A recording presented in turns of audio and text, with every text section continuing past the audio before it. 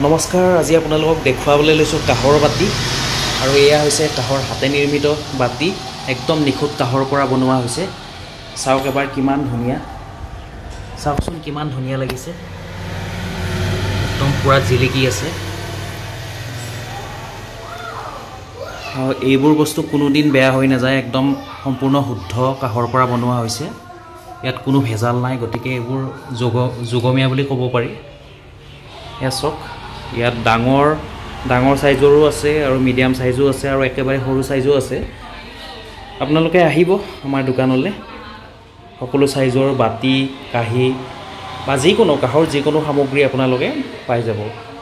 কাঁহ পিতলৰ যিকোনো সামগ্ৰী পাই যাব। আৰু আপোনালোকৰ যদি ধৰি লওক কাঁহৰ পুৰণা সামগ্ৰী বা ভঙা সামগ্ৰী, কাঁহ পিতলৰ যিকোনো আৰু থাকিলে লৈ আহিব পাৰে, আৰু আমাৰ ইয়াত সলাই পেলাই আপোনালোকে নতুন সামগ্ৰী লৈ যাব পাৰিব, যিকোনো সামগ্ৰী লৈ যাব পাৰিব।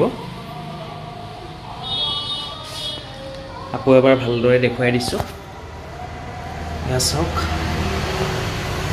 আজিকালি বজাৰত বহুত ডুপ্লিকেট বস্তু ওলাই গৈছে, আপোনালোকে হয়তো গম পাইছে।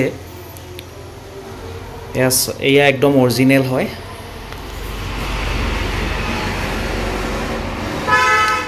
য'তেই নিকিনক আপোনালোকে কেৱল ভালদৰে পৰীক্ষা কৰি ল'ব, এবাৰ ভালদৰে চাই ল'ব কিনোতে।